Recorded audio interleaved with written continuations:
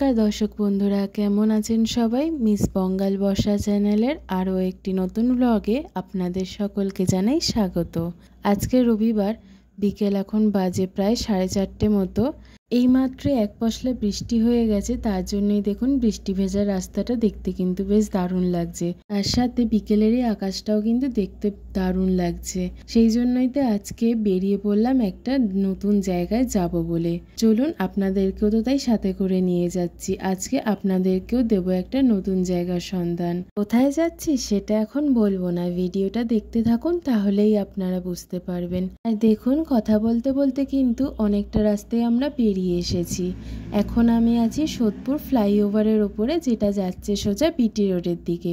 সোদপুরেও কিন্তু এইমাত্র একক্ষেপ বৃষ্টি হয়ে গেছে, সেটা রাস্তাটা দেখেই বোঝা যাচ্ছে। আর সেই সাথে আকাশটা কি দুর্দান্ত সুন্দর লাগছে, তাই না?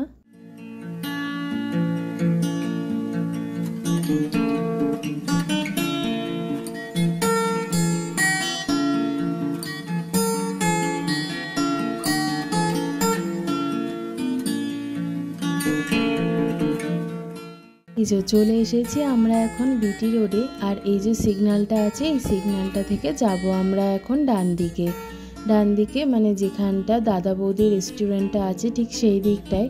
আর সেখান থেকে সোজা চলে যাব এখন আমরা টিটাগড়ের দিকে।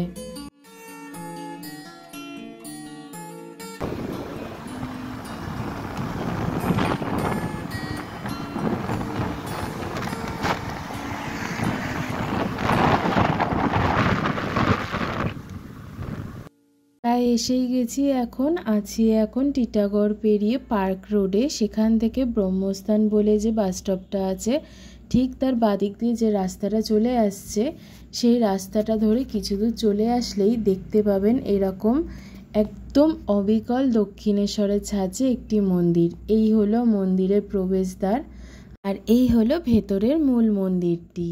এখন বলে রাখি, এটি কিন্তু কোনো মা কালীর মন্দির নয়, এটি একটি শিব শক্তি অন্নপূর্ণা মন্দির। এই মন্দিরটি একদম অবিকল দক্ষিণেশ্বর মন্দিরের মতো দেখতে বলেই একে কিন্তু দ্বিতীয় দক্ষিণেশ্বর মন্দিরও বলা হয়।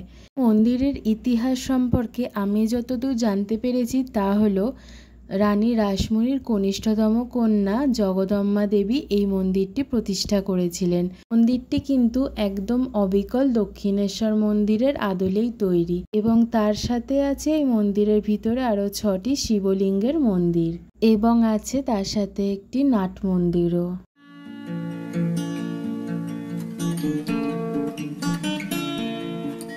মন্দিরটিতে ঢোকার আগেই যে তোরণটি আছে, সেখানে কিন্তু লেখা আছে এই মন্দিরের স্থাপিতকাল। আমি খেয়াল করে দেখলাম 12 এপ্রিল 1875 সালে এই মন্দিরটি স্থাপিত হয় বলে লেখা আছে, এবং তার দ্বারে আছে একটি সিংহ মূর্তি। আর এই হলো মন্দিরের গর্ভগৃহ। এখানে আছে একটি শিব ঠাকুর এবং মা অন্নপূর্ণা দেবীর মূর্তি। এখানে চাইলে আপনারা কিন্তু এসে পুজো দিতে পারবেন। আর এই হলো মন্দিরের পুরো চত্বরটা, বিশাল একটা এরিয়া নিয়ে কিন্তু এই মন্দিরটি এখানে দাঁড়িয়ে আছে। আর চারিদিকের পরিবেশটা তো সত্যিই বেশ সুন্দর। এখানে কিন্তু আপনারা অবশ্যই একবার এসে ঘুরে যাবেন। আর আপনারা চাইলে কিন্তু এই মন্দিরের পেছনের যে গেটটি আছে, সেখান থেকে বেরিয়ে সোজা চলে যেতে পারবেন রানী রাসমণি ঘাটের দিকে, যেটাও কিনা জগদম্বা দেবী তৈরি করেছিলেন।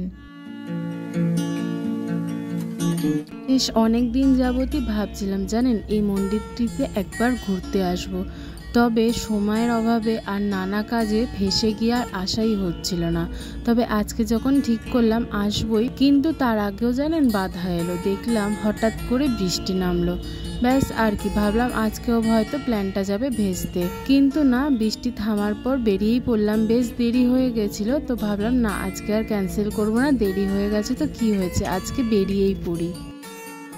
সত্যি কথাই, কত বছর ধরে না এই জায়গাগুলো তার নিজের ইতিহাস বহন করে আসছে, কত কাহিনী আছে না এই জায়গাগুলোকে ঘিরে, আমরা আর কতটুকুই বা জানি। তবে বলবো অবশ্যই কিন্তু যারা এখনো আসেননি এই মন্দিরটিতে, দ্বিতীয় দক্ষিণেশ্বর মন্দির, অবশ্যই কিন্তু একবার ঘুরে যাবেন, দেখবেন খুবই ভালো লাগবে। বন্ধু বান্ধব বা আত্মীয় পরিজনকে নিয়ে আসবেন, পরিবারকে নিয়ে এসে এরকম গঙ্গার ধারে বসে সময় কাটাবেন, দেখবেন খুব ভালো লাগবে। তবে মন চাইলেও আজকে আমার আর গঙ্গার ধারে বসা হবে না। এখন অনেকটাই কিন্তু সন্ধে নেমে এসেছে, ফিরতে হবে এবার আস্তে আস্তে আমাকে বাড়ির দিকে। আপনারা যারা এই মন্দিরটিতে আসতে চান, এই মন্দিরের পুরো অ্যাড্রেসটা কিন্তু আমি কমেন্ট বক্সে দিয়ে রাখবো বা ডিসক্রিপশানে দিয়ে রাখবো, আপনারা দেখে নেবেন। আর যারা ব্যারাকপুরের কাছে থাকেন তারা তো অবশ্যই চিনবেন এই জায়গাটি, হয়তো এর আগেও অনেকবার এসেছেন। আর যারা আসেননি তাদের বলবো অবশ্যই কিন্তু একবার ঘুরে যাবেন। এর খোলার টাইম হলো সকাল 5টা থেকে দুপুর 1:30 অবধি খোলা থাকে, আর বিকেলবেলা সন্ধ্যে 5টা থেকে রাত্রির 8টা অবধি খোলা থাকে। চলুন এখন আমি বাড়ি ফিরি। তো আজকের এই নতুন জায়গার সন্ধান পেয়ে আপনাদের কেমন লাগলো আমাকে কিন্তু কমেন্টে অবশ্যই জানাবেন। ভিডিওটা ভালো লাগলে একটা লাইক করে দেবেন, আর এরকম আরও ভিডিও পেতে চ্যানেলটাকে কিন্তু অবশ্যই সাবস্ক্রাইব করবেন। তো চলুন আজকের ভিডিওটা তবে এখানেই শেষ করছি। সবাই খুব ভালো থাকবেন, সুস্থ থাকবেন। দেখা হবে আরও একটি নতুন ব্লগে। টাটা।